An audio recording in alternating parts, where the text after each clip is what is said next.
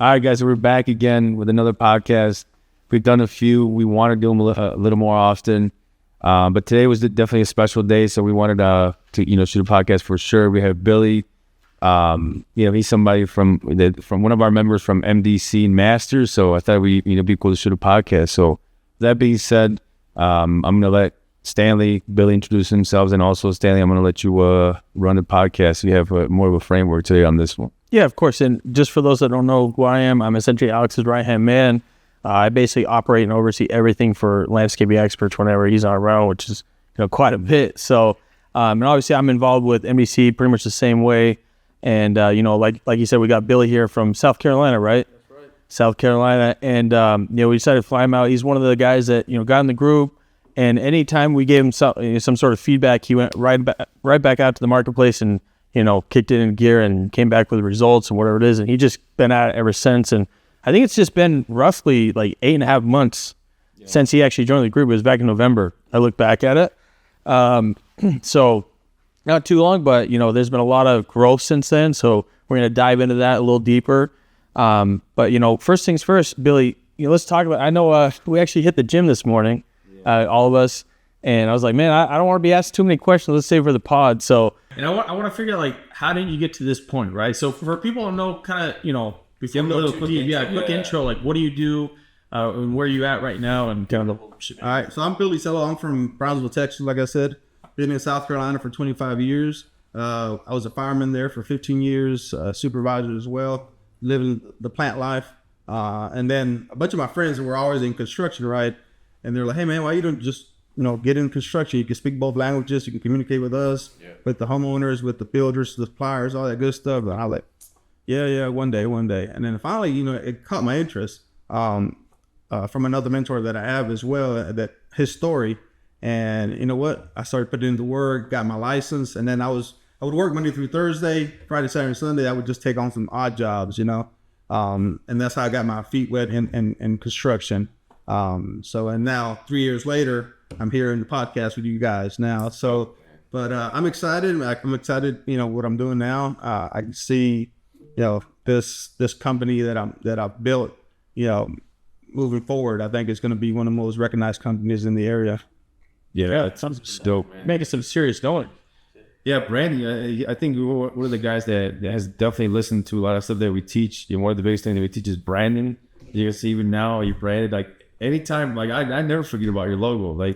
Anytime I get on the Zoom call, his logo's on my face. And that's the way. That's what we teach, right? Right. So I truly do believe that you will, you will succeed in this industry. So then, I guess question now I'm going to throw in there. Did you have any experience in construction at all before you jumped into this 3 years ago? Man, I knew how to use a tape measure, probably a hammer, who doesn't. But as far as me, actually building something, no. I have no construction experience. I've been around it, Yeah, no. but nothing where I can build a deck by myself, where I can, do a roof or siding by myself. No. And what about, and just, all honesty here, what about now? The things that you sell right now, are you able to go out there and build it on your own? No, I'm gonna say no. I know. I have some knowledge. I have enough knowledge to see if it's done right, up to code or whatnot. But not for myself to go out there and build it myself. I couldn't do it.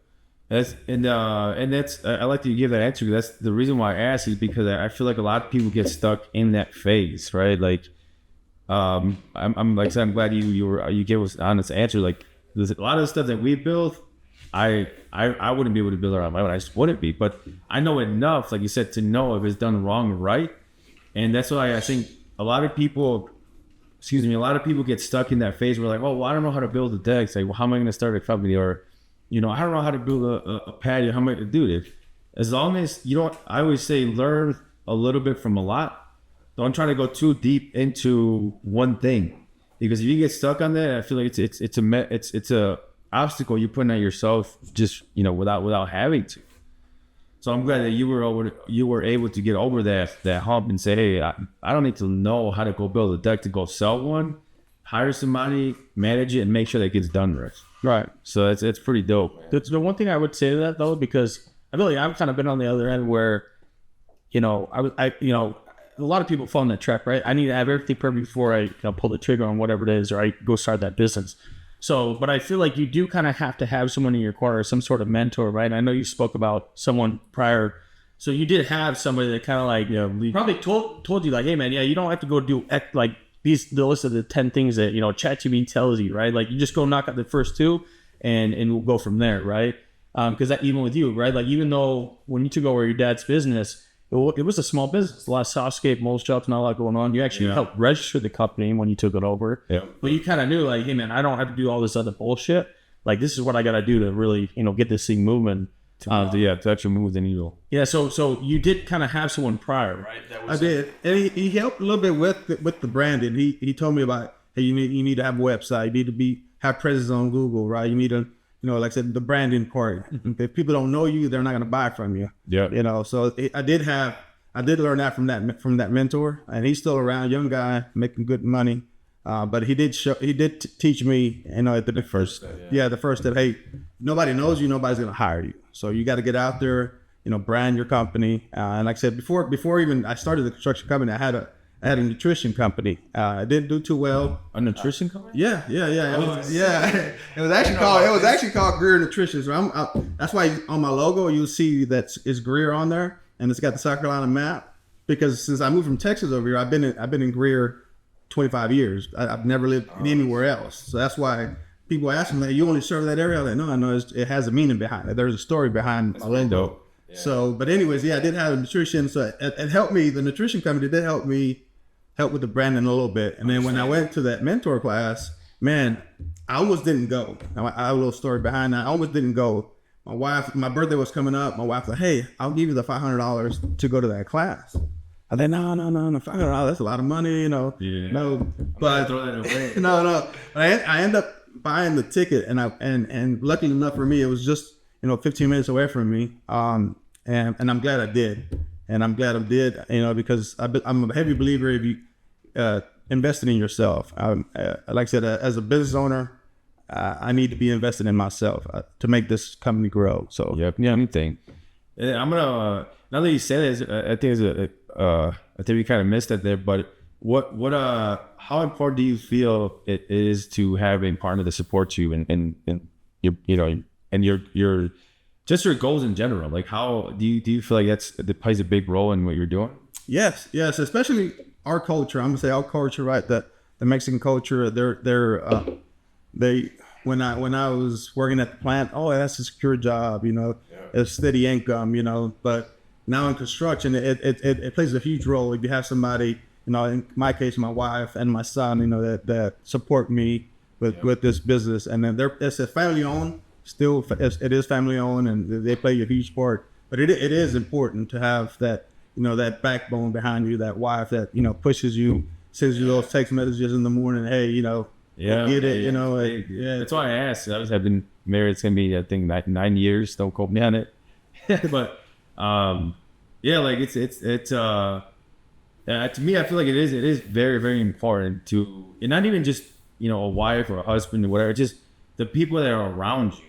And obviously for us, that's who was around us. Right. That's why it goes back to you say your son, your wife. But I think it is very, very important to keep those.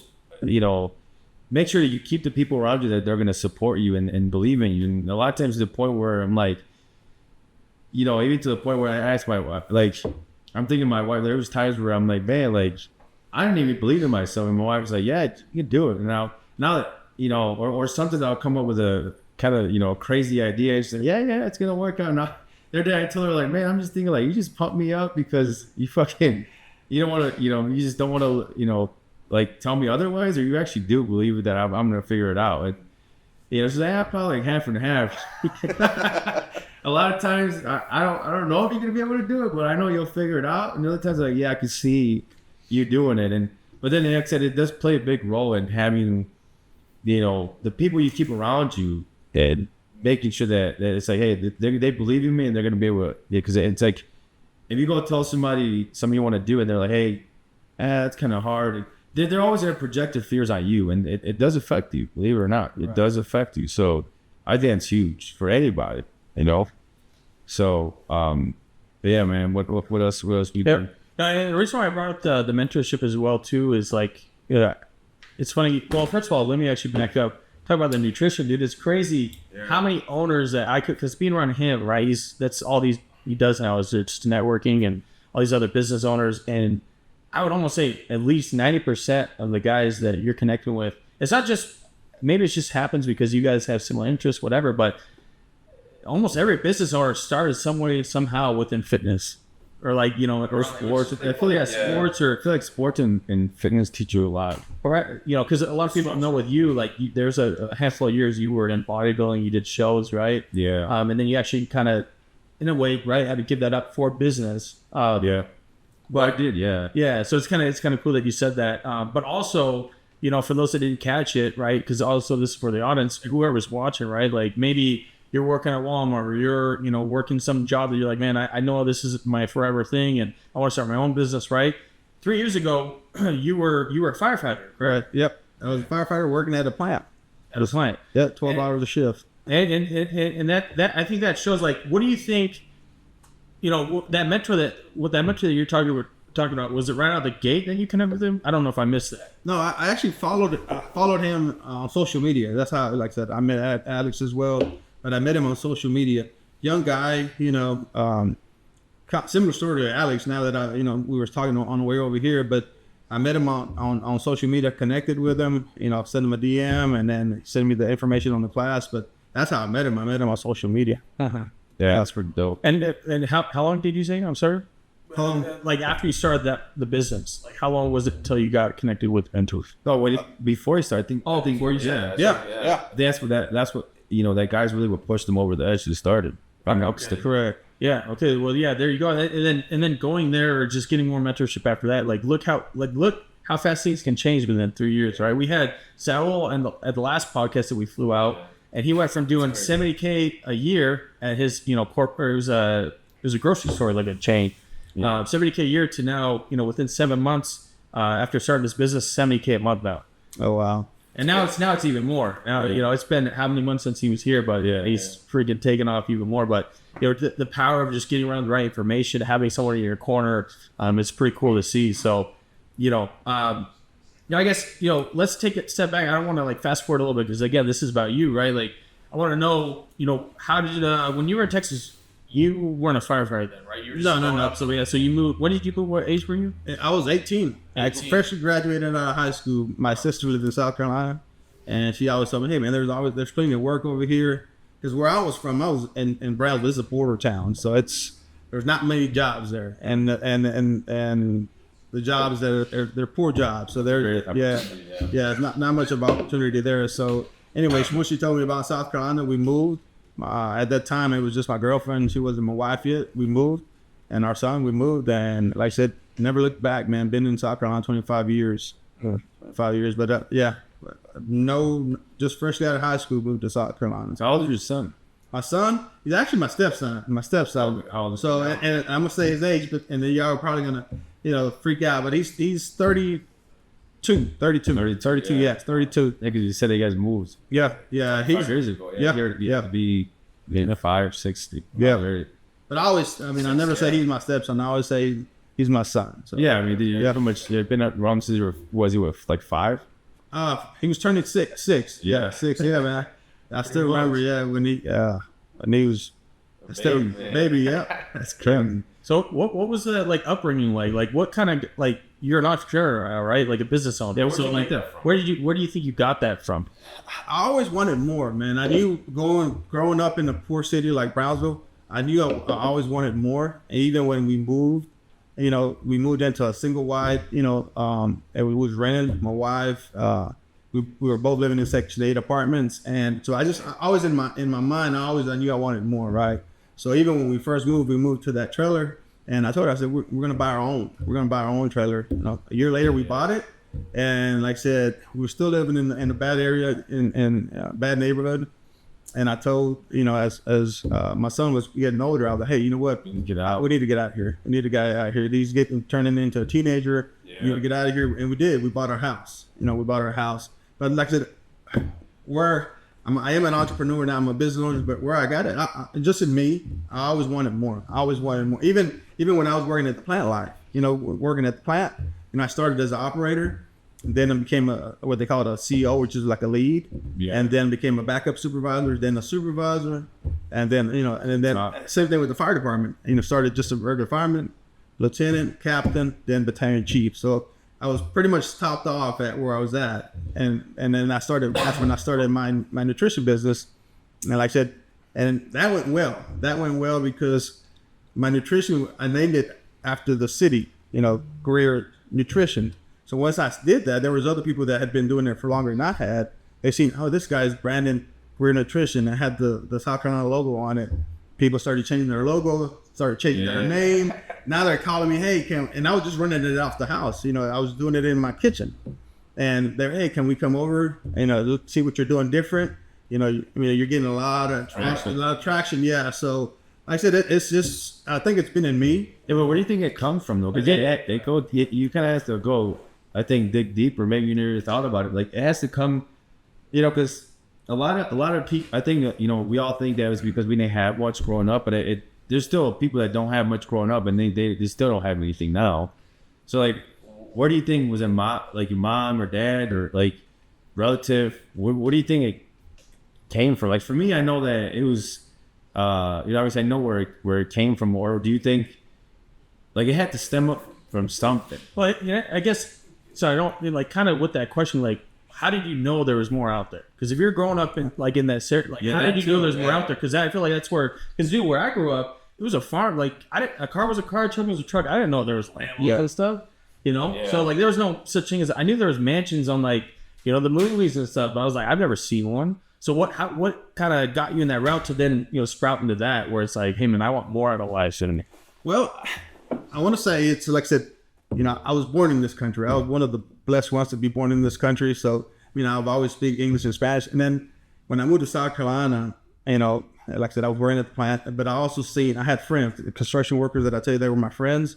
And some of these guys were driving nice ass trucks, and then a lot of them had their own business. Some of them had, rentals and stuff. I was like, golly, and I would talk to them, hey man, yeah, I'm from Mexico. I don't have no legal status and all. And I was like, hey, and I was like, these guys can do it. I can do it. And then I finally go to that mentor class. He's the same thing. He's a DACA kid, right? So he's got a temporary status here, and he's making, at the time I think he was making $3 to $5 million a year. Young guy at the time. I think he was like 25, 26 years old, and I was like, man, these guys are doing it. I can do it too. But I guess I don't know if that answers your question, but that's kind of So you were exposed to it. And when I seen it, that hey, and then also our friends like, hey man, Billy, you can speak both languages, you can do it. You can communicate with us, the homeowners, and all this stuff. So I was like, yeah, I think I can do it. And like I said, that's when I slowly started working. I was still at the plant, got my license, and then I took the leap of faith, jumped in, and I never turned back. My first year, I just wanted to make $50,000. I was like, man, if I can make $50,000, I'm good. I made $308,000. So I'm like, yes. This is where I want to be. At the time. Now I want to keep growing. That's the reason I reached out to Alex, joined the MDC group, and like I said, never looked back. And like I said, I think I got a vision. I told you guys I got a huge vision board. I got goals. Some people don't have goals. I got a vision board and goals where I want to take this company to. What's your screensaver? Do you have a family or? It's me and my grandbaby. Okay, that's cool. Yeah. Sometimes people have like their vision boards on this. Honestly, I have it on my main. Well, sometimes people do that. So I'm just curious. I want to see it. I got that from Steve Harvey. He has it on his. He said, I don't have my dog. I don't have none of that. I have my vision board on the phone and my laptop. Everything. That's a good tactic. But yeah, that's pretty. So I think it all came down to like you being around the right people. Yeah. Like. Then that was, and then obviously once you saw it, like, because once we see it, it never leaves your mind. Like, it's like you unlock. Yeah. Like for me, that happened. I grew up. I don't want to say poor. I don't want to call it that because I never lived in Section 8 or under that. And, I mean, yeah, I think when the most my dad ever made was $20,000, but we had everything, right? But not the life that I'm living now, but I think the way I was exposed to was through people we're doing work for. I mean, there's one particular customer that I, still have, and he's now a friend. It's been 17, probably 19 years now that we've known each other. And he was one of the first ones that I saw continuously grow and have that life that I was exposed to, where I'm like, holy shit, like this is possible. Like you can spend time with your kids and then you can have six supercars in the driveway. Like, man, it's like, oh shit, you can actually make a lot of money and still be around your family. I'm like, that to me was just like mind blowing. It's like, cause I grew up thinking that, you have to give up either one. Like to have a lot of money, you have to give up your time or time with your family. And you have to pick either one. Like you either live in it, if you want to live in a good neighborhood, and do well, like for, put your kids in a good environment, you have to give up all the time with your family. And then I started, experiencing things, like people, like being around people like him and other people where it's like, wait, you can have both? And it's like, wait, hold up. Like I can have the time with my family and live in a good neighborhood and have a couple supercars and still make a lot of money. I'm like, wait, what? Like to me, that was new. And then I started obviously putting myself around, the more money I made is, the more money the more I exposed myself to those people where I'm like, shit, I'm like, man, I can make $1 million, like you said, 500,000 a year was like a lot. I'm like, shit, I can make 500,000 a month. Shit. And now I'm like, wait, I can make 500,000 a week. And it's like you said, if they're doing it, why? That I got from my dad all the time. He'd always tell me, like, hey man, if they can do it, why can't you? And it's true. Like it's true. And even though I did have some of the advantages, like me being illegally here until like a year ago. Obviously it is a little bit tougher, but I think the hunger of getting those things was greater than the me knowing that I had to jump through a lot of hoops. So just being exposed to all those things, I think it helps a lot. Yeah, but I also want to say, I mean, I look up to people like that, man. People like you that don't have the status and that go out there and bust their ass. To like say you look at some of the goals that you just talked about. Bodybuilding. I'm sure that's one of your goals. Yeah. Now retire your parents. Having multiple companies, successful companies. So I look up. I don't want people to take it the bad way. I look up to people like when I say if they can do it, I can do it because. I mean, look at all the barriers they had, and they still made it. You know what I'm saying? So that I just want to make that clear. That I never looked down at them. I actually looked up to them because I didn't have nobody to look up to. Yeah. And when he told me his story, I'm like, man, if he can do it, I can do it too. Yeah, that's what I'm saying, and that's why And I didn't even look at it that way because it became normal. Like having to jump through all those hoops became normal until Stanley came around. He's like, dude, you got to put the story out. Like, what do you mean? It's like, it's normal. It's like, no, it's not. Dude, it's like, you don't have to, like coming up with the business, my dad, we didn't, like when we were to go cut grass, we didn't know if we were going to come back, we were going to get locked up or I was just from driving. Right. Like we didn't know. And to me, that was normal. It's like, sometimes I didn't even fucking want to bring lunch because I'm like, oh man, I might not come back home today. Like, and to me, that was normal. You say that, even now, me saying it, I'm like, dude, that was fucked up. Like, it was pretty messed up. Yeah. It's like, no, like, today we would go, let's say go cut grass and it's like, hey, we would get pulled over, my dad would get locked up. I'll just go get money out, take him out, and we keep working. Like, that was just a normal shit. Like, and to me, all of that was normal. Like I didn't have any credit lines, any credit cards to get the business to where it's at today. None of that, right? Like, and even getting like loans for anything, we couldn't get any of that. So it was, that's why we started putting a lot of this stuff out there. And, once I figured out, a few things, I'm like, man, it's like, all I need to do is work hard and it's gonna be possible. But yeah, like I definitely, like I said, I definitely didn't, my goals that I had, I didn't even have at the time real goals because I didn't know how much I was gonna be able to achieve. Definitely retire my parents by the age of 27 wasn't one of them. I'll be honest. Like, I mean, I wanted to retire, but I didn't know what, right? Because I didn't, all those barriers. That's why when I was able to find, here legally, like it was, I'm not gonna say it was easier. I mean, I don't, at that point, it didn't even make a difference. Right. You know, it's only been, what, a year now? So it's like, Not a. Oh yeah. yeah. And so that was the reason why we started putting a lot of stuff on social media only a couple of years ago, because when he came here, what, almost 3 years now? Yes, And a lot of people, oh, you just started. It's like, no, dude, I've been doing this shit since, I'm gonna be 34 this month. I've been doing this since if I registered the business by the time I was 15, 16, think about how long, like, I was in the field already with my parents. Right. So I'm like, I've been doing it for a long time, but I just didn't think it was anything special until he came. He was like, hey, maybe we gotta start putting this out. And then we started putting it out, and then he's like, oh, well, we gotta start helping people. And I'm like, dude, you know, everybody knows everything. Like, I thought it was normal, and then we started helping people, and then, you know, it's just, we're here now. But it's been a long journey. I think something that I see that you guys have in common is just that you didn't have a plan B. It sounds like there's been no plan B. You just kind of had that responsibility put on you. Like for him, he, you know, his family, like he had his older brothers that kind of did their own thing, and then it got to him like, hey man, no, I need your help here, you know. And ever since that, he had to quit he was really good at soccer, getting paid to play actually, and he was 15, 16, and it's just like, well, it doesn't matter, I need your help.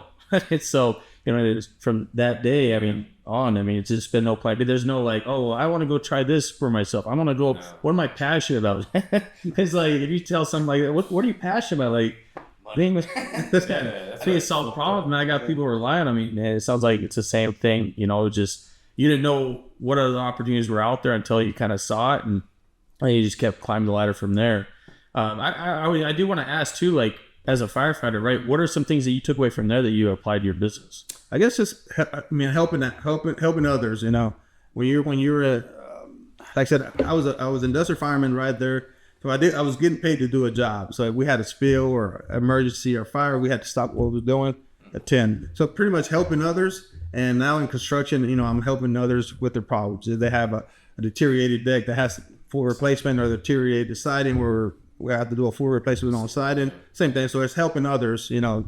Do I miss it? Yeah, I miss it every now and then. I'm missing the guys, but now I got another set of guys that are actually helping me solve problems that homeowners have. And you might have said this, getting into the nutrition thing. You did that kind of like on the side as you were working there. Yes. Right? Mm-hmm. And who got you into that, or how'd you get into that? Yeah. It was a close friend of ours, my wife and I, and she had already had a nutrition club. Like I said, she didn't have like the logo that I had or nothing like that. But yeah, it was more of a, you know, hey, you know, we're selling this nutrition drinks. You know, are you interested? You become. It's almost like a what's the multi-level marketing?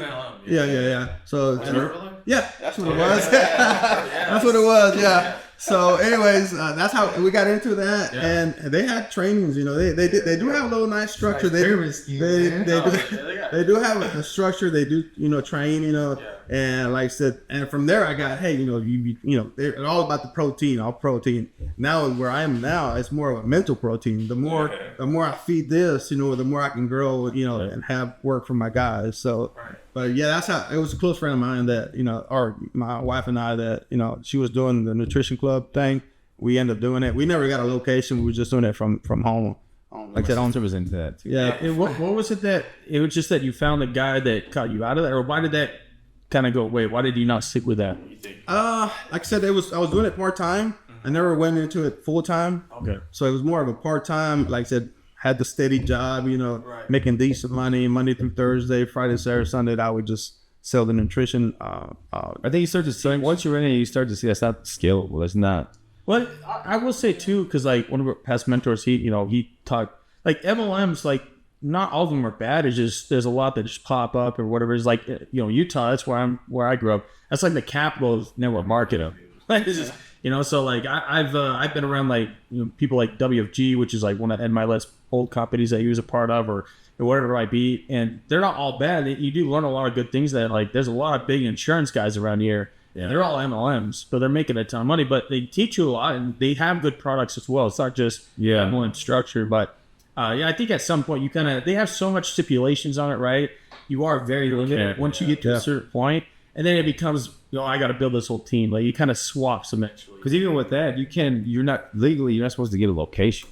because you notice that all those places, they don't have, what if they do get a location, they don't have it. It just has nutrition. It is, Right. You can't even market it because it's supposed to be just all online, and legally you're not supposed to even have a location. No, I didn't know. Yeah, a physical location, but it's supposed to be, because you're pretty much reselling items that are sold online. So it's a whole thing. But yeah, like I said, and I know people that have like 5, 6, 10. We actually built a patio for a guy that has like 10 locations. Oh yeah. Yeah, I don't remember his name, but Yeah. he's got like 10 locations. I mean, he's fucking living large. So No, yeah. It works, man. And was that kind of like your first sales job, you think? Or like Yeah. sales position? Yep. that's big in sales. That's Yeah, all sales. yeah, it's all sales. Yeah, Commission. yeah, a little bit of commission, you know, because you people that are under you, so you get So, but yes, that was my first sales job pretty much. And like I said, what I started getting the mental protein, like I said, more and more learning, Feeding the mind. feeding the mind. And like I said, if you learn how to sell, you'll never be without no money. So it's just the same thing I am now. I'm a sales guy for in a construction company. If I learn how to sell, I should be good. And I've already proved it, where I was trying to just make 50,000 and I make 308,000. So Yeah. and that's with no systems, no process. I learned that from him, but no system, no process.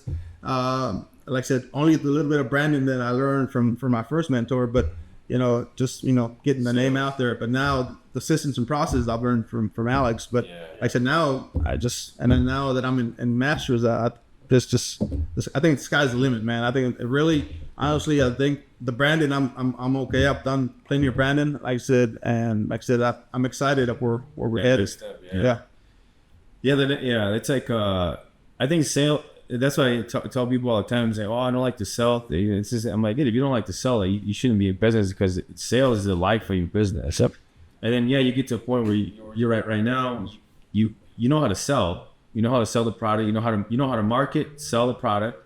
Now we need to scale it. All right. And that's why being part of Masters is going to be that's what we're working on. But like I said, I think business. I think you come to realize that business is not as complicated as people think, or something as I thought it was.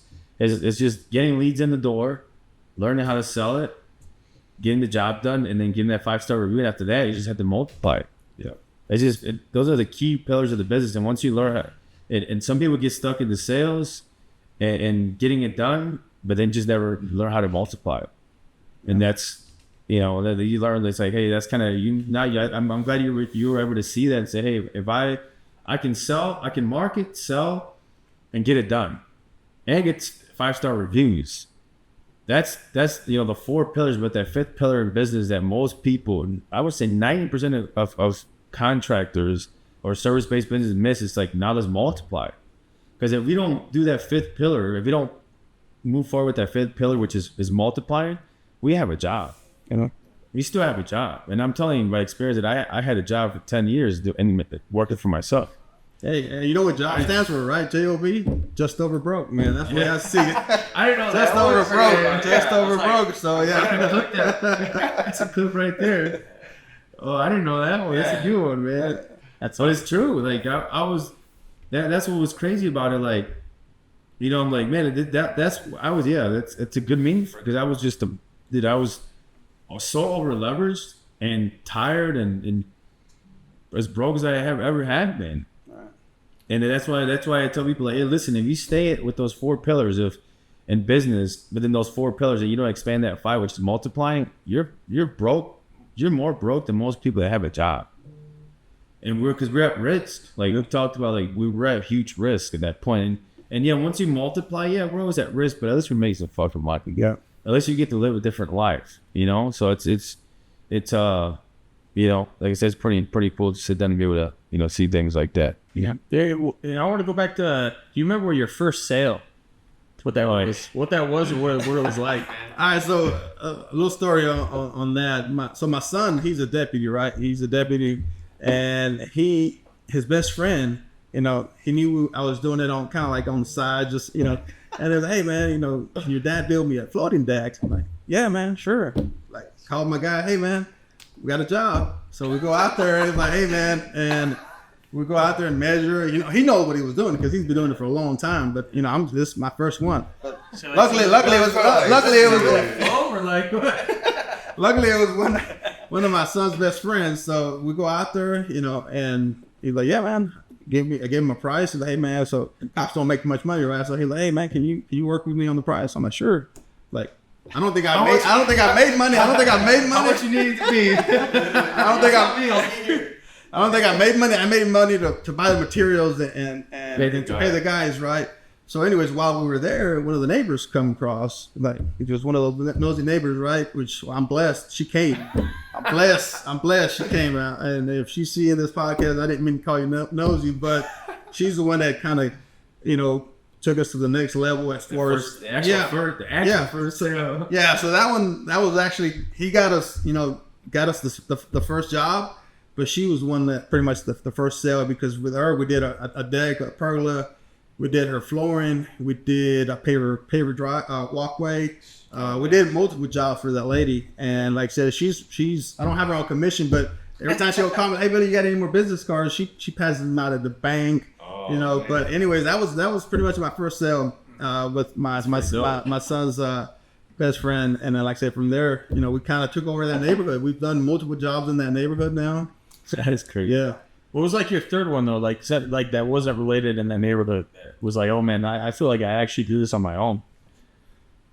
Let's see. Because like that job, you're probably like, man, I'll start standing in the yard a little longer, man. See if we can right. Understand. I want to say it was a lead that came through. I think it was one of those, you know, companies that you pay. I think it was Yelp. I think she contacted me. I go out there. She's like, hey, you're the third one that comes out here today. If you give me a good number, the job's yours. So anyways, I get in the car. At the time I was driving a little Honda Civic, you know. People would laugh, man, because they would see me pull up in the house. Like, where's your Honda? Yeah. So I get in there. So I just go on, you know, on my phone, start writing some numbers down, you know, just guesstimating how much the guys are going to take to get the job done. And, you know, I give her numbers like, yeah, job is yours. When can we start? I was like, tomorrow. He's like, hey, I don't even have a truck yet. Tomorrow. So I called my guy, my siding guy, and he was driving a little Ford Escape, no beat up radiator and all this good stuff. So anyways, we did the job. It took us a little bit longer than what we thought. But that's where I made some money. How much money did you lose on that one? No, I actually made a little money on that, but that taught me a lot, that job right there, because it was one of those customers that were like real picky, man. Yeah. So it was one of her rental properties, right? I didn't know at the time. So we got the job done. She called us like, hey, it don't look right, and you need to come out here, come out there again.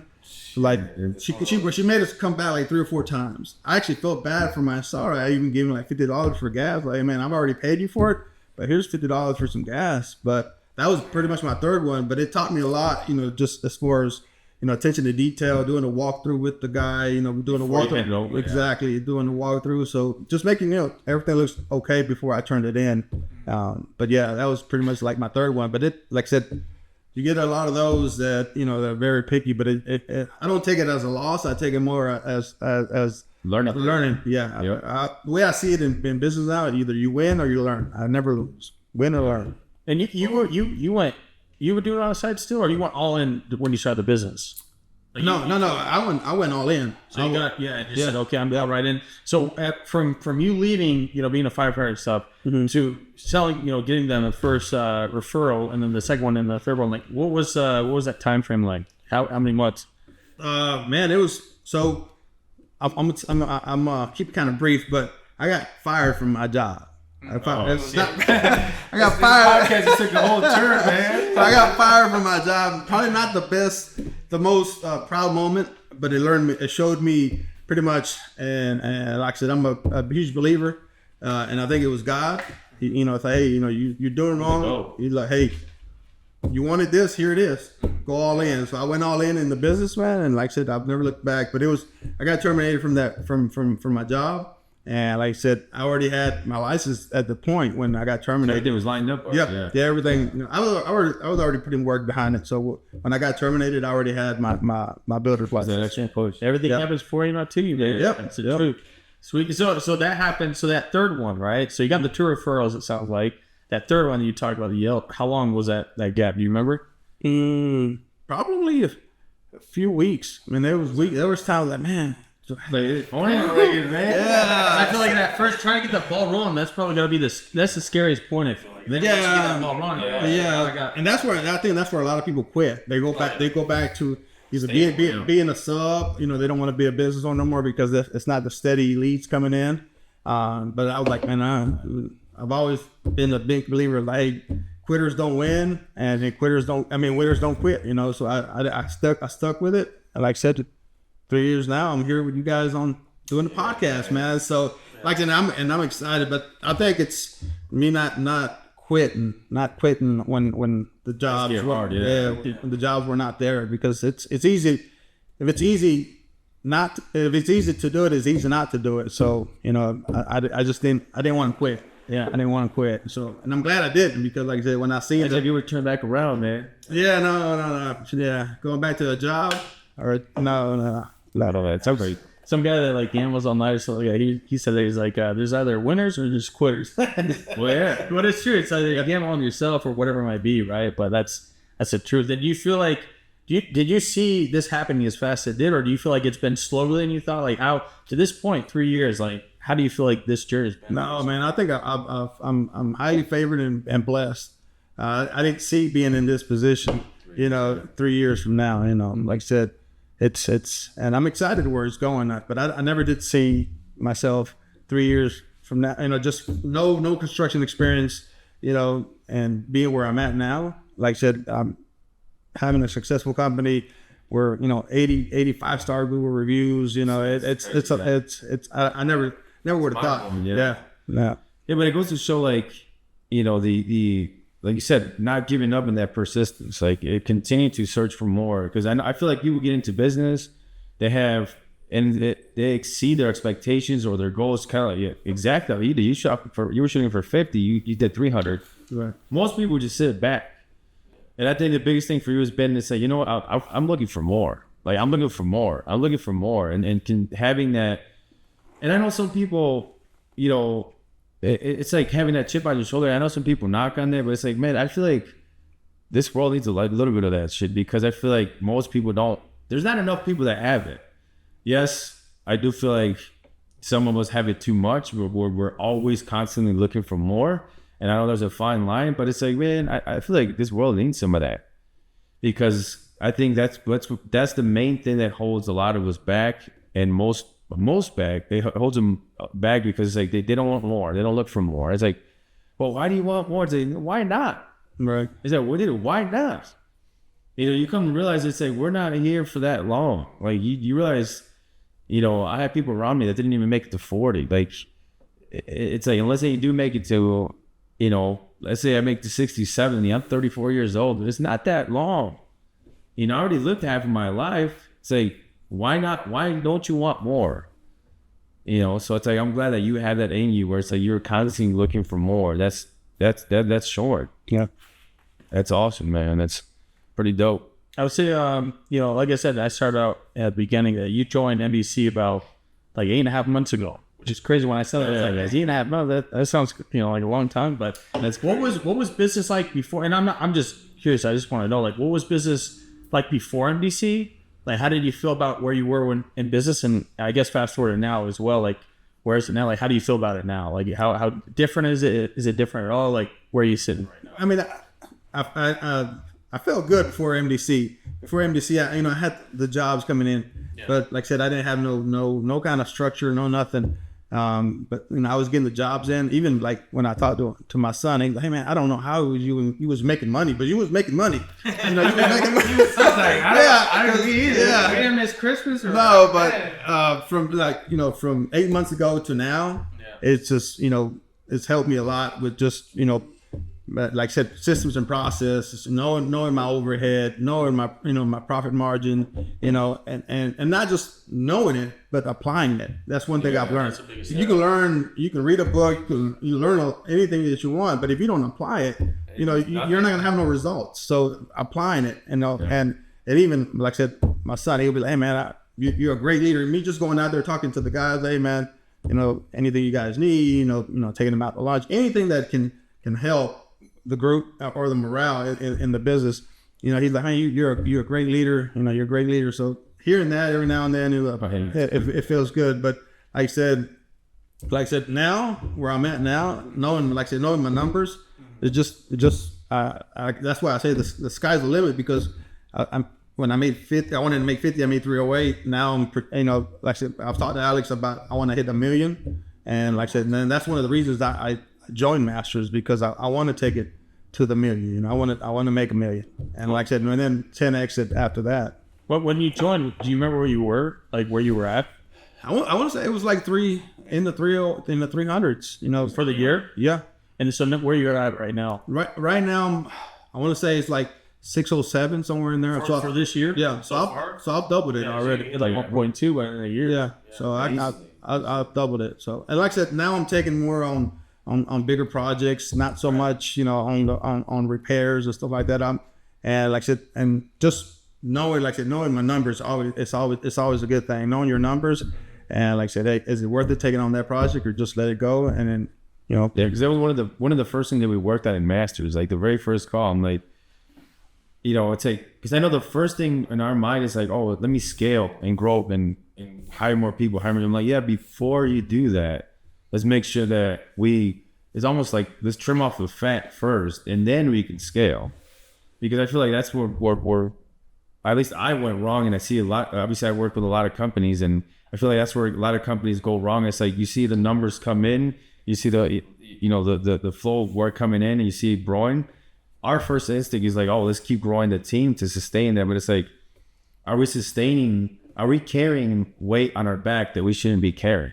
And a lot of times the answer is yes. So that's why when I told you, hey, listen, like let's go back. I know you guys probably don't expect this from me, you know, coming from 500K a month, 10 million, always want to push for more, but I'm like, you probably don't expect it, but let's reevaluate the jobs we have right now. How much are we truly making? That's when you hired Juan. Mm-hmm. I said, I need you to tell me how much are you truly making? How much are we truly taking home from all of the jobs we have right now? And all the ones that we're not making the margins that we need to make, we're going to start weeding those out. And then when we fill up the pipeline back again with nothing but jobs that are giving us the profits that we want and need, then we can continue to scale. But, you know, so it's all a work in progress, because, you know, now you're going to see that growing revenue is not that hard. No, It's not as hard as we think, but I don't want you to, you know, make $2 million this year and make no money. At the end of the day, we got into business to make money. exactly. So that's going to be the next step for him. You know, hitting his target of 1 million is not going to be hard at all. But I want to make sure that at the end of the year, he's got money in his pocket, not just revenue on a piece of paper. That's the worst thing to do. Have revenue on a piece of paper with no money in his pocket. And you actually, because you pretty much beat me too. That's exactly what I was going to say. Like, for anybody listening, we're not big on just growth. We don't want to just ramp. We don't want Billy to just ramp to 10 mil, because he's done that. You went from, what was it, 300K to the next month, you know, after getting the right mentorship, $1 million, and after that, next thing you know, you're at 4 mil within a year, and then just kept going until you're like, holy shit, like that growth is more expensive than you think, and no one really kind of gave you that advice. You had to just go through it. And it's kind of funny too, because like, you know, now the way that we view it, it's like, you know, you were doing 300, which is honestly a good situation for you to be in, because it's like you weren't so deep into it to where, you know, it was like, oh, we got to clean up a lot. So, but it's funny, like when you take a step back, really clean up your numbers, then you get that confidence, like, oh shit, no, and now this is legit. I know exactly what I'm doing. I'm not hurting myself going out with sound, because dude, there's so many times like you would tell me, like, dude, back in the day, like I'd go sell 4 projects and be like, man, I don't know if this is gonna hurt me or not, like, because I don't know what's gonna come from this, because you're going so fast, especially through COVID. Dude, he was selling. There was 1 month he had 30K in just design sales, design feast. Wow. And each design sale at that time, it was now it's 1,500. Yeah, 50 time it was like maybe 1,250 or 1,000 or something like that. Yeah. And he was literally just banging on more of the phone just because of the demand. But that growth that came with it, right? So it's like, now look at you. It's like you went from 300, clean up your numbers. Now you got the confidence, not just clean up your numbers, right?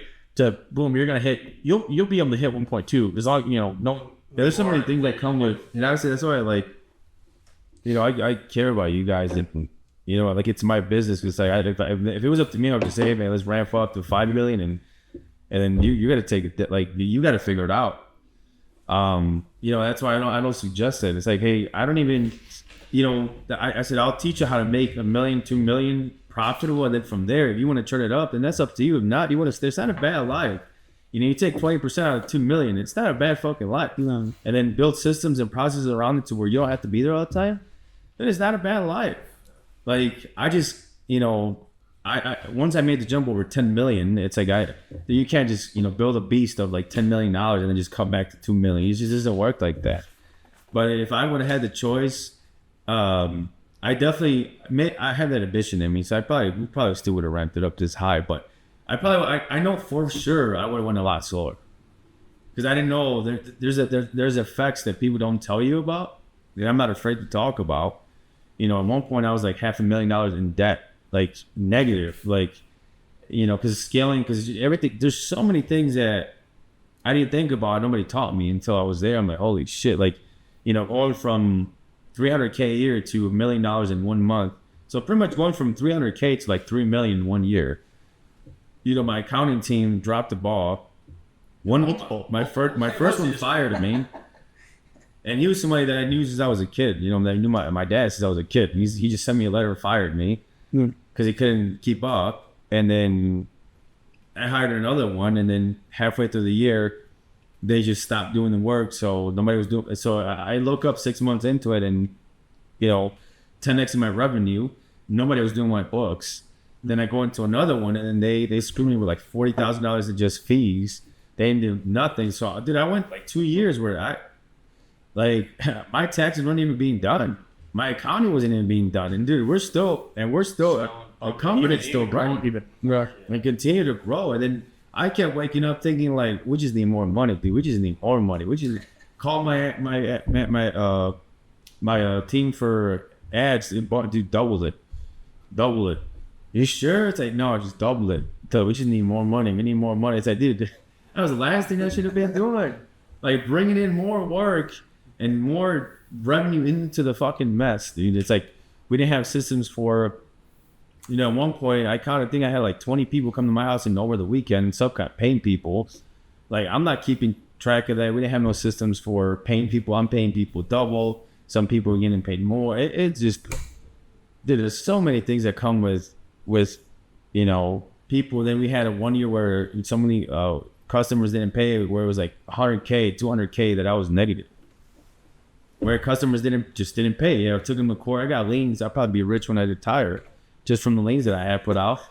But then again, it's like, next thing you know, I'm like, dude, we have 200K that didn't come in. So what happened? Just didn't pay.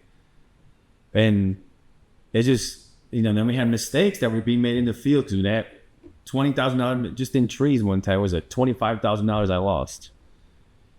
It just, all those add up. You're running 15 crews at a time, and then 10K here, 10. It's like, next thing you know, we're 300K in the home. Like, holy shit. And then, so like the growth, and then to grow, obviously you need to keep dumping money back in for, more trucks, more of this. So it's like, the expense that comes with growth, it's something that I want to try to keep. I want to save you guys from, and I want to let you guys be very conscious of the decision when you make that decision. Now, if you make 2 million, like, all right, dude, I make 2 million and I 3 million, and I know how to do it. The only thing we have to do is just turn up the leads, and then we build as we go, and then obviously more risk, more money, but then at least what you're getting into. I didn't know what I was getting into. I'm being honest. I didn't know. Okay. And what do you say? Because we talked about in the beginning that, should you have your ducks in a row first before going crazy or whatever? And would you, if you could go back, right, knowing what you did, would you go back and like not try to ramp as much, or and try to get your ducks in a row, or you say, hey man, look, at the end of the day, there's always going to be problems. There's always going to be things you got to get around, and it's not changing what you did, I guess. I don't know. It's a good question. I don't know, honestly, because me being who I am, like, I don't know if I would have done it any other way. Because the thing is that my story is different than most guys in the group, because I already been in business for like 10 years and probably doing like under $1 million for like 10 years. Right. So it's like, I just feel like that's just the way my story had to be. And also, I truly do believe that I was put in this world to take on that kind of pressure. Now looking back, it's like, I don't know, we're deep in the hole. Like, I don't know I slept sometimes. I don't know. I was just so tired that I just slept through it, or I don't know what. I think I was just on so much adrenaline that, like, I just didn't have time to think about it. But I don't know if I would have done anything different, if I'm being honest. Like, should I have? Yeah, probably. But I don't, me having the choice, I don't know if I would have done anything different. Like, that's just who I am. Now that I'm, we're talking, I'm not in my 20s no more. Now that, like, it's like, I'm in a whole different spot in my life, but, like, I don't know. I think I would have just kept the same, man. I think anybody who watches too, metal, because I know there's a lot of business owners who start now or whatever it is, or maybe you've been in the game for a couple of years, right? And maybe you had some hard times recently or whatever it might be. Like, I think I want to hear what you can say, or even you as well. Like, getting through those tough times, like what maybe you feel like they could help them. I think with you, right, when you're like, oh man, I don't know how I could sleep sometimes at night. I think at the end of the day, you led with good intentions, right? Like, you weren't screwing anybody over. You weren't just robbing Peter to pay Paul, or like you weren't screwing anybody. And and I think that's, at the end of the day, you just knew that, hey, dude, as long as I give it my all every fucking day, like I show up, like giving my all. Like, this guy, he wouldn't drink any water. He'd drink like 3 coffees in a row, and you keep going from there, right? So just to make sure he was alert and there for anybody, whatever it is, but you were always making sure putting everybody else first, and you just kept giving your all. And I think that's why you were able to kind of like, hey man, I could go to sleep at night, just whatever happens, right? But like, what would you say to those people that are going through, like, hey man, I don't know, I can't see the light at the end of the tunnel. I don't know how this ends or where it goes.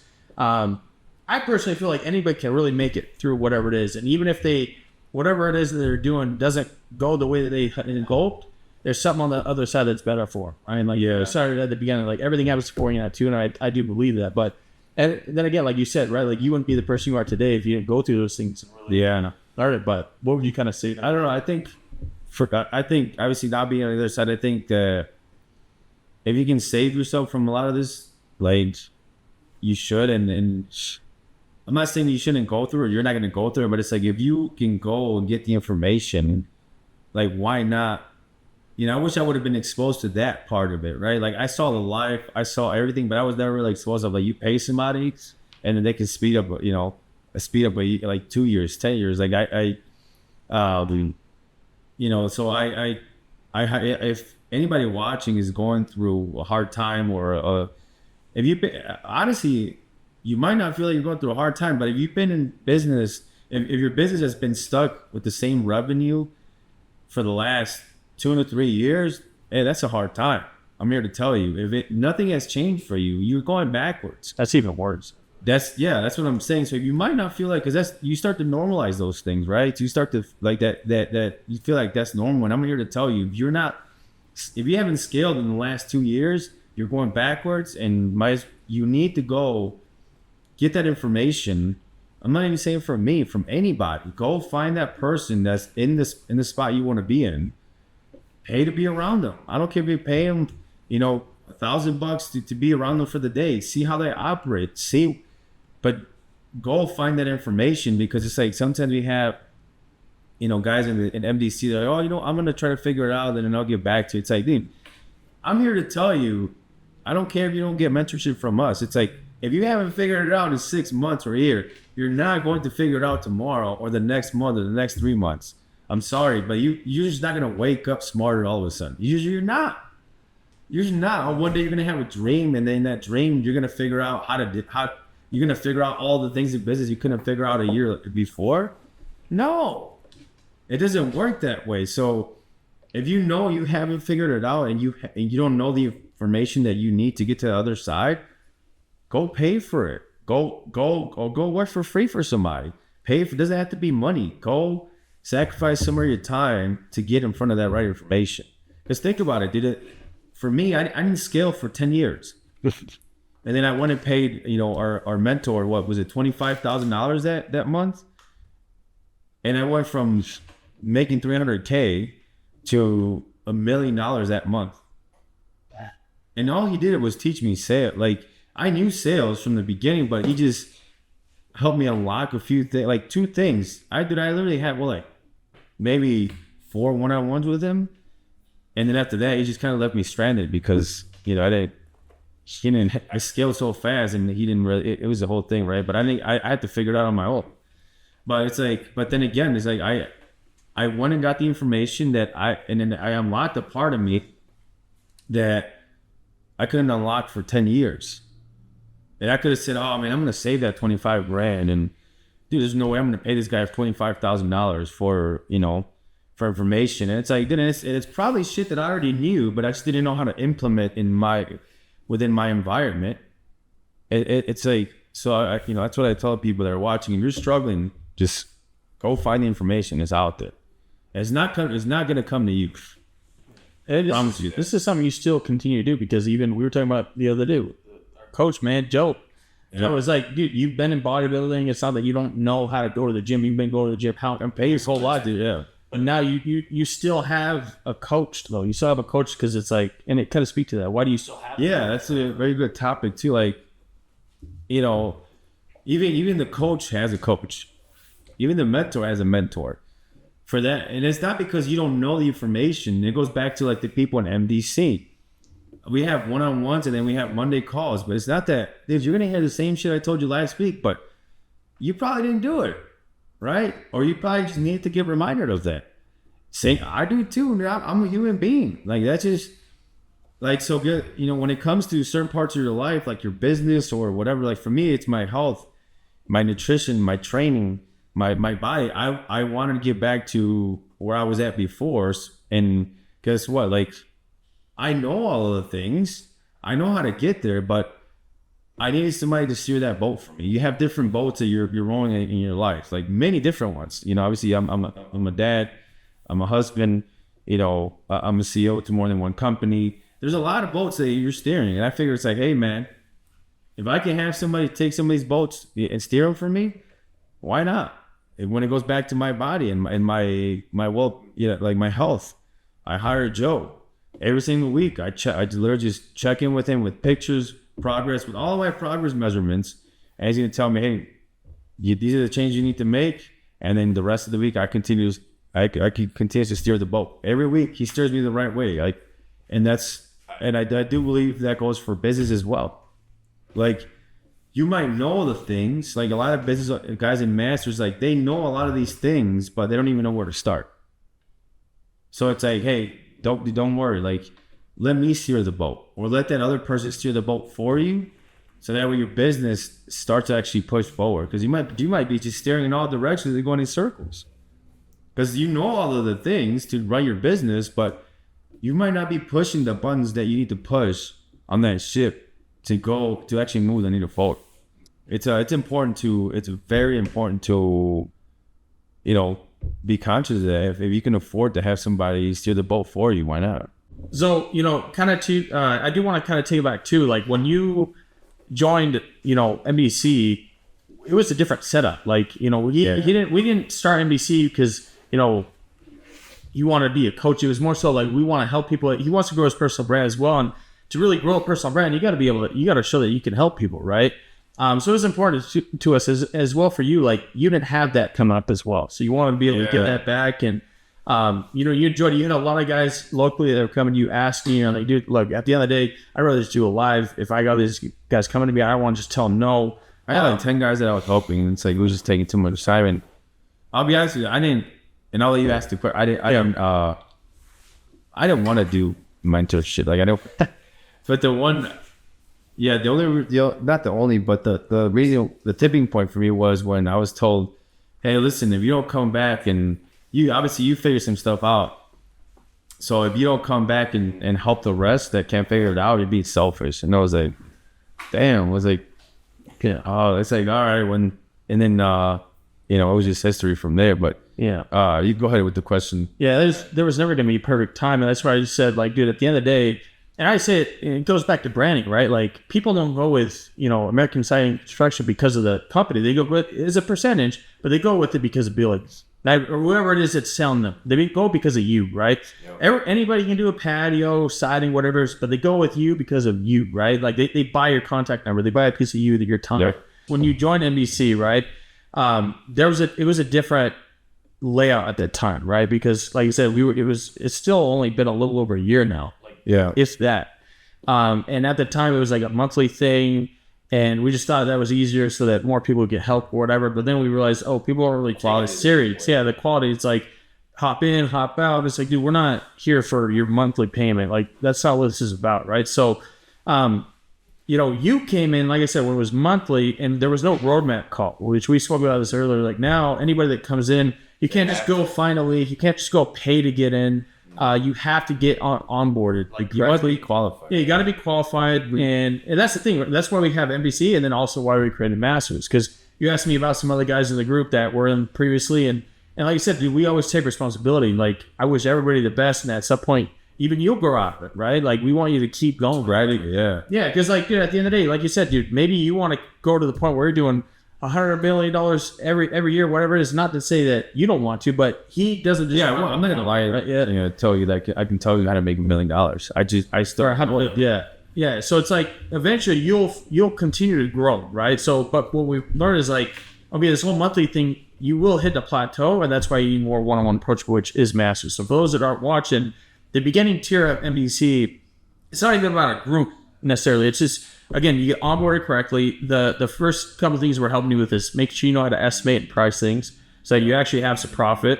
And second, and you have a software as well, right? We get you set up there. The second thing is marketing yourself, right? Building that brand and getting those leads in, like helping you run those ads so that you can have consistent growth. And then the third thing, biggest thing, obviously, as you can hear, is sales, right? So that we teach you how to actually treat the leads you're getting in, so you're not just wasting them. Yeah. Right. So once you knock out those three things, well, guess what? You are ready for Masters, and that's just what we called it, just mastered. But at that point, dude, like growth will come faster. You got the leads, you're hitting the sales, and you're estimating correctly. Well, now what do you do with all this growth, right? Yeah. And now you have a lot more risk, right? So that's what Masters is. So that's where you're at now, and that's where we kind of divide the two, because we realize a lot of guys that need help with those first three are under that 500K mark. Once they kind of hit past, I would say 500 to 750, that's usually when they're ready for Masters. And then we help push them past the middle, hitting that 2 mil mark, right, in a healthy way. And what Masters is really going deep on profit, really running your numbers, making sure everything is where it needs to be. Structuring everything. From there, yes, creating systems and SOPs for your team. Really, like, it's really, Masters, the whole point of that is really starting to buy back your time so you can work on the business, not in the business, right? And then from there, it goes into like hiring people, right? So like when you got in, right, you just got somebody else, your right hand, right? And now he's helping you. There's plenty of the guys in Masters that, they got someone in the office now closing deals for them, right? So we set up those processes, go with hiring. Once we figure out the numbers, make sure everything's good, and we have, stuff set aside, accounting for growth. Then you also help them like, hey, what are the right things to start investing in, right? So that's kind of what Masters is, right?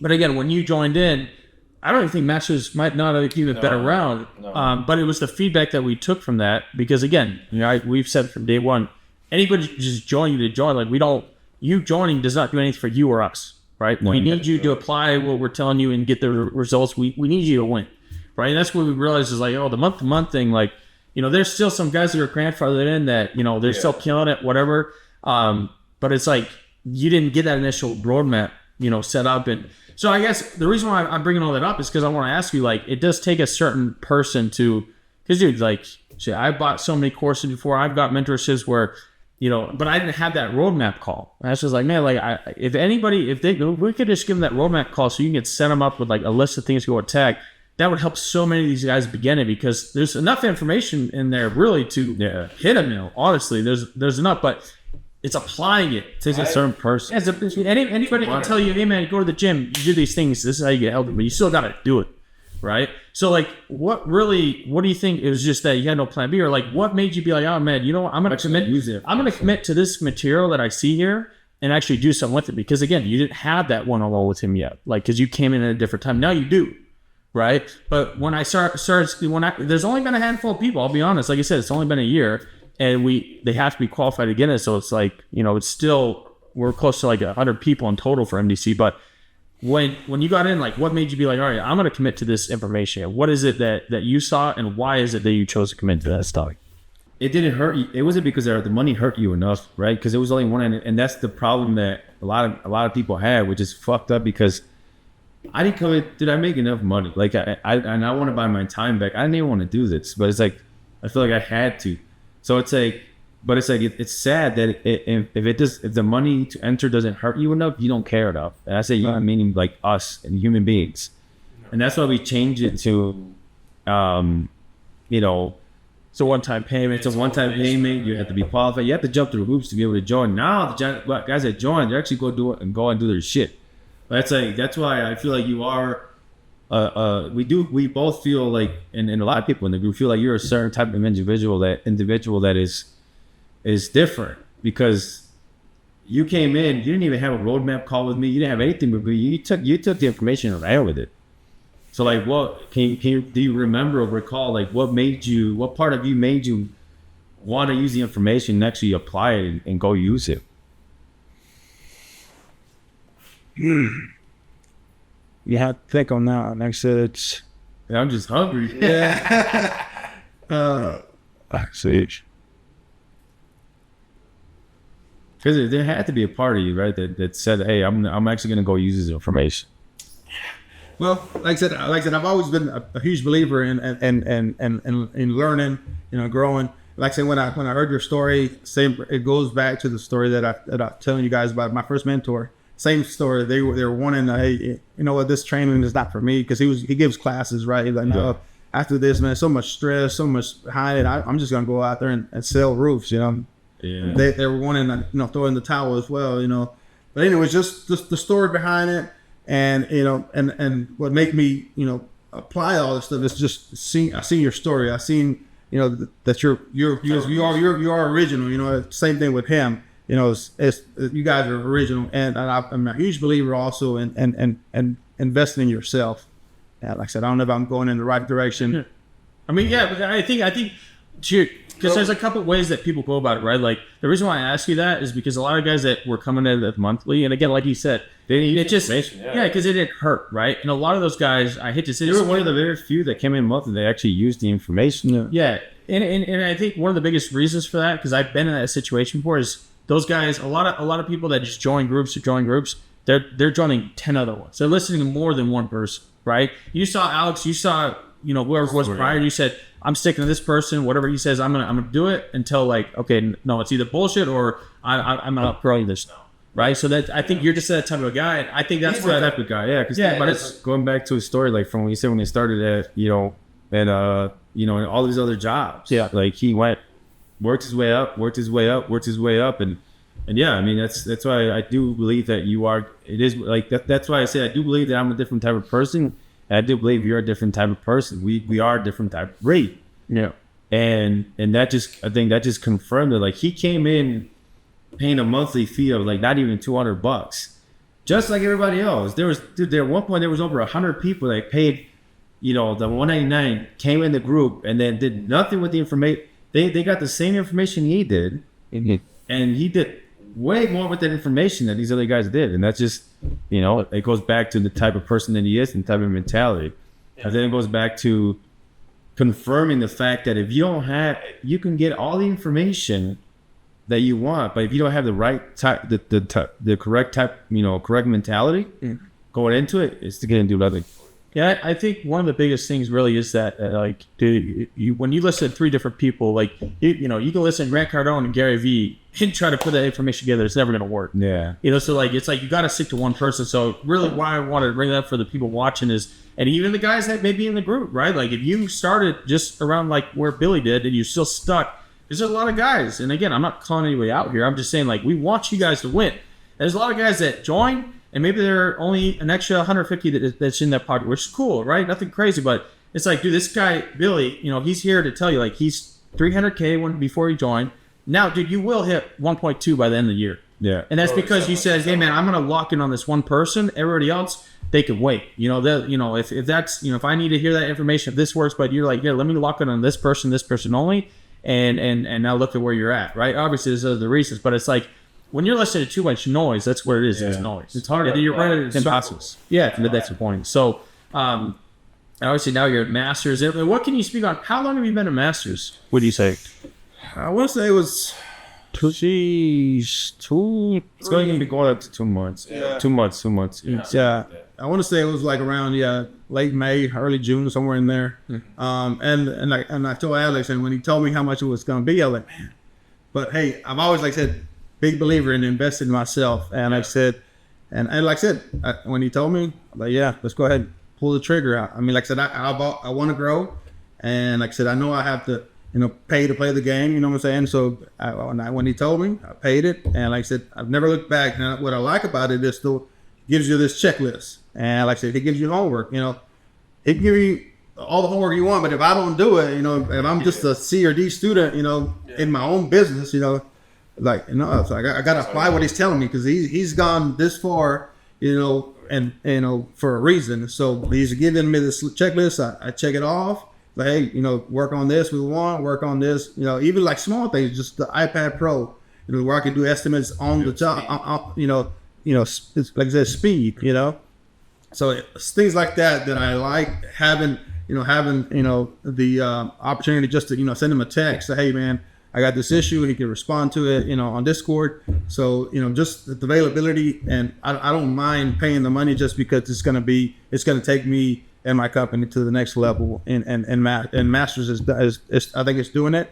And like I said, I haven't looked back, on that investment. Yeah, it's definitely commit. You committed from, and it's what I always say. Like, it doesn't matter if it's Alex or not, right? Like, I'm just saying this. Like, you see someone like Billy, he is successful, man, and the growth that he's had is pretty awesome. Not a lot of people grow as fast as you did, and in such a healthy way as you have as well, right? But that happened because you had someone in your corner. You would take Alex out of it, right? But you went and shot for that information. So that's what I just want to say. Like, make sure you find somebody that can help you.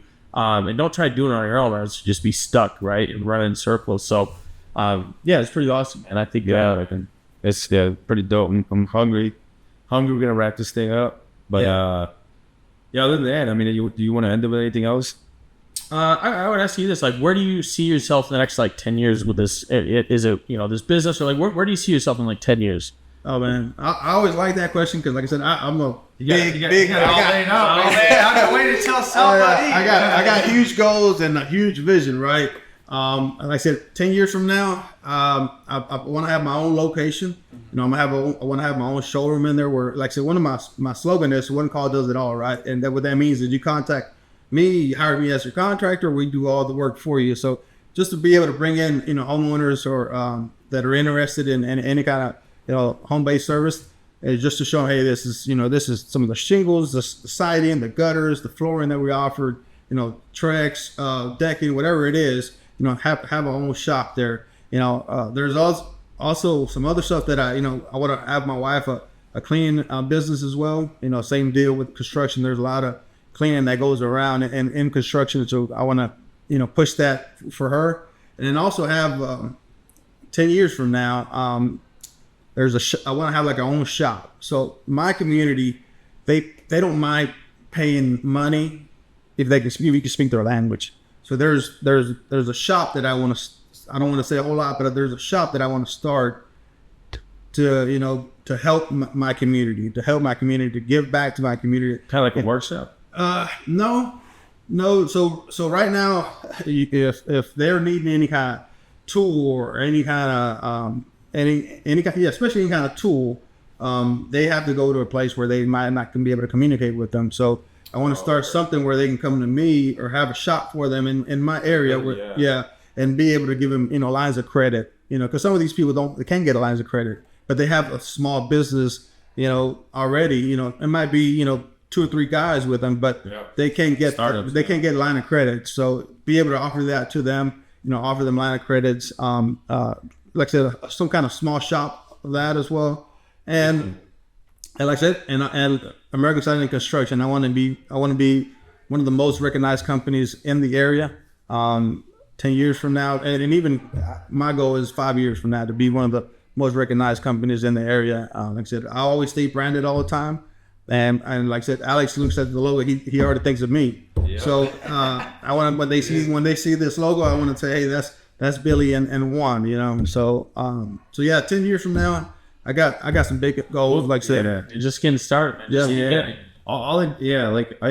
what I should have wrote it down. That was one I wanted to ask you is, like, 10 years from now, walk me through your day. Like, what would be a perfect day for you that you're like, man, like I made it?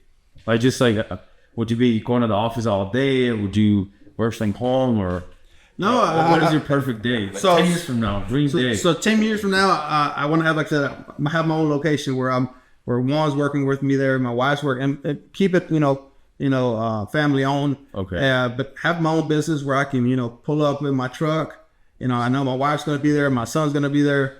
My grandbaby gets off of school, he can come home and have a little office where he can do his homework there, and show us. Compound, yeah. Yeah, and show him the business, man, because sometimes they don't show us the business and show him the business. Like, hey, listen, if my dad can be a cop and my grandpa can be an entrepreneur, I can be whatever I want. Because there's a lot of people that say, you can be this, you can be that, but they're not doing it. So I want to be able to, hey, show my grandbaby, hey, if my dad can be a cop, my grandpa can be an entrepreneur, I can do anything. Yeah, So- at that point is to them, yeah. So that to answer your question, just to say I've done it.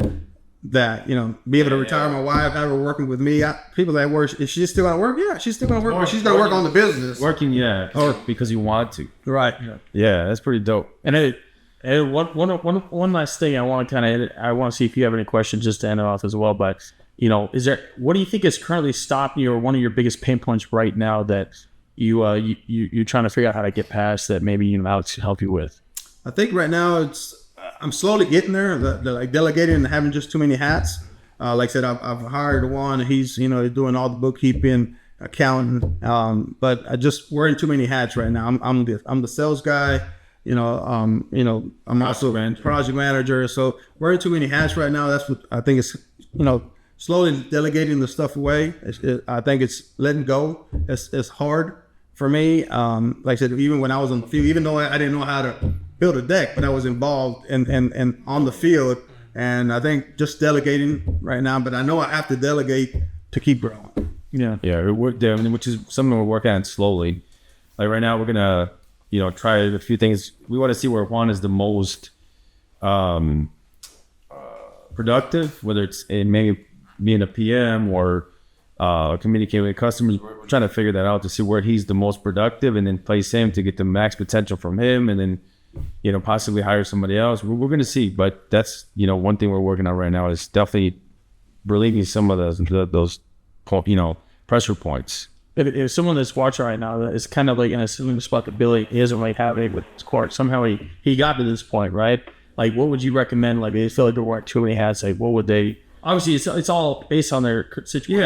Yeah, I mean, the way I would do it is simplify. Say, hey, write down all the things that you're doing in one day, and then figure out how many of those things, like which one of those things do you feel is the one that's taking the most of your time, and whether it's one or two, and even if it's something small where it's like delivering material and checking job sites, if it's 2 hours a day, that's that's a good chunk of your day. So go and write down the steps that you take to get that one task done or two tasks done, and hire somebody and teach them to do it, and then so on and so forth. That's really how the goal is, to work backwards and have your calendar to a point where it's blank.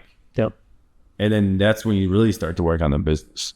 It's awesome. So before we end it off, do you have any questions, man, that you want to ask Alex or just in general that, coming out here? This is your time in Chicago as well. Yeah, first time in Chicago, man. So I guess what's the big hype on the deep dish pizza? I mean, Well, I mean, I don't know, because we've been around it for. I've had this for so much. I mean, have you had it? Because It's more like a tourist thing, honestly, that I've heard that, like... And the guys, I can't really get, like, to get an actual deep dish pizza, you would have to go to, like, out in the city, and then I know I've waited, I think, like 3-4 hours to get. Oh, really? Easily 40 minutes. I didn't. Honestly, I thought it was way too much. So I love food, man. I love. We're big on food, but that was all it is. It's like it's a shell of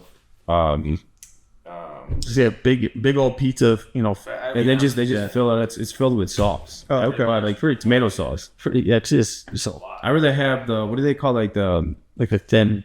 no, but they have stuffed crust or but they have, it's like they call it I have to show you. It's like a pizza, but it's like a pizza roll, like a massive pizza roll.